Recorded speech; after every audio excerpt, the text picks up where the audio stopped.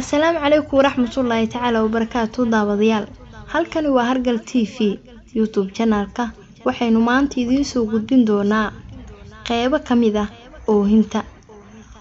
inta badan waxaynu maqalnaa ama aynu aragnaa dad oonayo iyagoo waliba oohintaasi ay tahay mid ku timaada siyaabo kala gedisan haddaba maanta waxaynu halkaan idinkugu soo gudbin doonaa qaybaha ay oohintu u kala baxdo cabsida ama baqida lala ooyo iyadoo laga baqayo Allah subhanahu wa ta'ala qofka oohintani oonayo carada iyo ciqaabta Allah baa qalbigiisa ku weyn fasiraada quraanka kariimka ayuu aad u fahamsan yahay waxa uu garanayaa micnaha uu ku socdo isla markaana isagoo dareemayo micnahaasi ayuu oonayaa qofkaasi mid naxariis ama qalbi jecel waxaan tusaale aan idinkugu soo qaadan karnaa waalid caruurtiisa u boonayo oo kale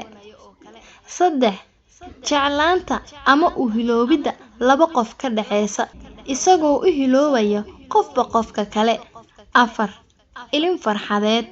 dadka isaga uu jecel yahay ama ay jecel yihiin darteed ayuu u boonayaa waxaana lagu yaqaanaa ilintaani farxadeed oo calaamadaheeda kamid ah waxaa ka imaanaya qofka booyaya ama oonaya ilin qabow mid argagax tusaale ahaan midka argagaxa waxa ay timaadaa xilliga xanuunka ama dhaawaca uu jiro mid murugada waxbuu soo xasuusanayaa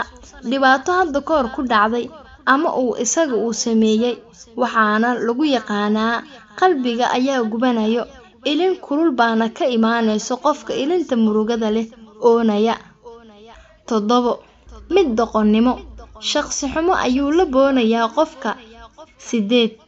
mid munaafaqnimo isha ayaa ilin ka socoto qalbigana waa uu qabow yahay waa mid halagaasi sheega ah mid tobol caaro ah qof isagu murugeysan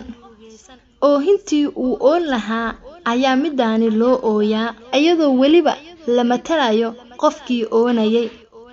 midka 10aad ayaa waxa uu noqonayaa waafaqa dadkii oo oonayo ayuu arkayaa isaguna qofkaani dhinaciisa ayuu ka qabsanayaa isagoo aan ogeyn waxyaabaha loo oonayo ama sababaha jira waad ku maadsantahay daawashada muuqaalkan daawade haddii aad ku cusub tahay channelka ha hilmaame inaad subscribe saarto qaybta hoose ee fariimahana waxaad inoogu reebtaa fariintaada lana sii wadaag saaxiibada kugu qaaliga ee aad jeceshahay inay qayb ka noqdaan dadka ku xiran Hargal TV mahadsanidin